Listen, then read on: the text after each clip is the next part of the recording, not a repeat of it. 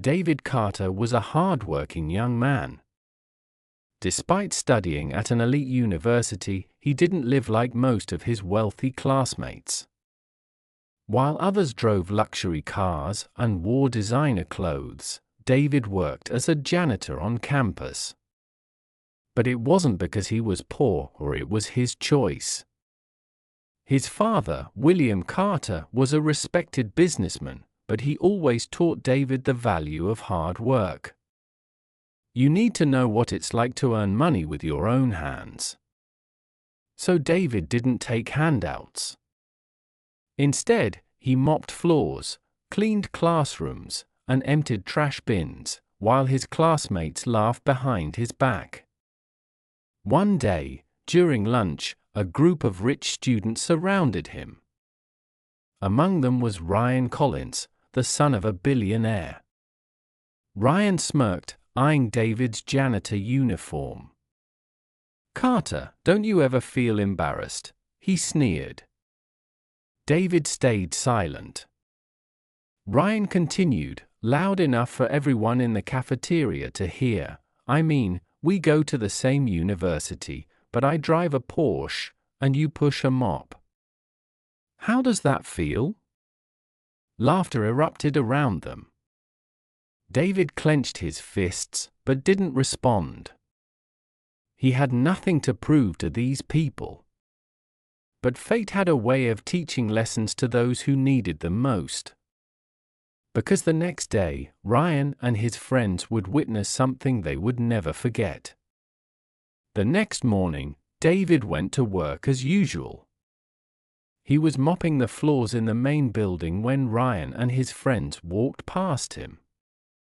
"Hey, Carter, don't forget to scrub extra hard," Ryan called out mockingly. One of his friends deliberately spilled coffee on the floor ropes. "Sorry. Guess you've got more work to do." The group burst into laughter and walked away. David took a deep breath, not even looking at them. He already knew that things were about to change. An hour later, Ryan and his friends were hanging out in the university courtyard, talking about their upcoming vacations. Suddenly, they noticed a black Rolls-Royce slowly pulling up to campus. The door opened, and a man in an expensive suit stepped out. Students gasped in shock. "That's William Carter," someone whispered. Ryan's face turned pale. David's father was a business legend, a man even billionaires respected. And right behind him, David stepped out of the car. But this time, he wasn't wearing his janitor uniform. He was dressed in a sharp suit, his posture was confident, and his expression was calm. He walked past Ryan without even looking at him. Ryan couldn't believe his eyes. What is going on?" But this was only the beginning of his humiliation. The real shock was yet to come. Ryan couldn't take his eyes off David. Just yesterday, he laughed at him, thinking he was just a poor janitor. And now, he stepped out of a Rolls-Royce with one of the most powerful businessmen in the country. What the hell is going on? Ryan whispered, glancing at his friends. David, however, didn't even look in his direction. He and his father entered the university's main building, where the professors and administration were already waiting for them. It was clear this wasn't just a casual visit. 10 minutes later, a special announcement: all students were gathered in the auditorium. Ryan and his friends sat in the front row, trying to understand what was happening. Then, William Carter stepped onto the stage, holding a microphone. "Ladies and gentlemen, I have an important announcement," he said. The room fell silent. "Starting today, my foundation will officially become the main investor in this university. Applause erupted from the audience. Ryan froze in shock. And most importantly, William continued, smiling. I am putting my son, David Carter, in charge of this project. The crowd cheered loudly. All eyes turned to David, who stepped onto the stage with confidence. But in Ryan's mind, only one thought repeated over and over again: his son. His face turned red with embarrassment. He had mocked David, believing he was just a poor worker. But now, that same janitor was the new investor in their university. And worst of all, Ryan would soon have to ask him for help. And it would be his most humiliating moment yet. Ryan sat frozen in the auditorium. Just yesterday, he had humiliated David. Today, that janitor had become one of the most powerful figures at their university. But Ryan's problems were just beginning. 1 week later, reality hit Ryan hard. His father cut off his funds. You're spending too much, Ryan.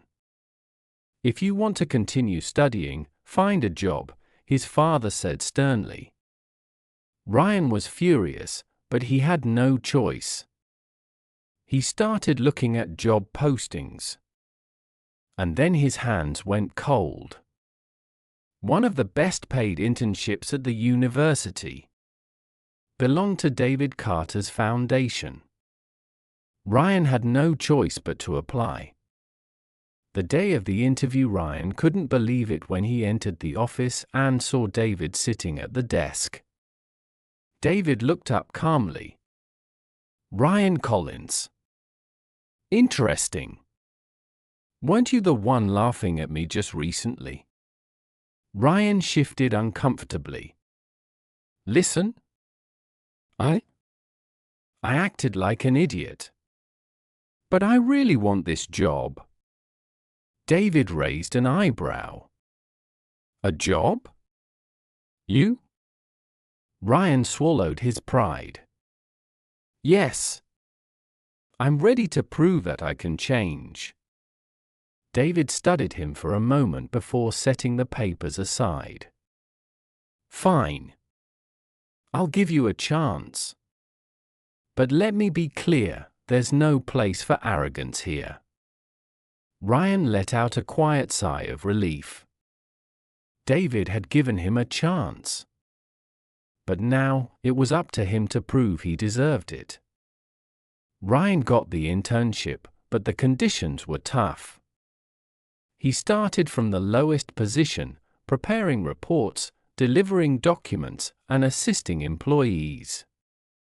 No one treated him like a billionaire's son anymore. Now, he was just another intern, no special privileges. But the hardest part? Feeling David's presence in the office. David never insulted him, never sought revenge, but he also never gave him special treatment. Ryan had to earn his place. 3 months later, Ryan worked harder than ever before. For the first time in his life, he understood what it meant to achieve something on his own. One evening, as he stayed late at the office, David approached him. You surprised me, Ryan, he said. Ryan looked up. I thought you'd quit in a week. But you stayed. And you actually worked for it. Ryan smiled faintly. I used to think money was everything. But now I know, what really matters is the kind of person you are. David nodded. It's a shame it took you so long to figure it out. He turned to leave, but then paused. You're not the same person you were in university. Ryan felt relief wash over him. He had redeemed himself.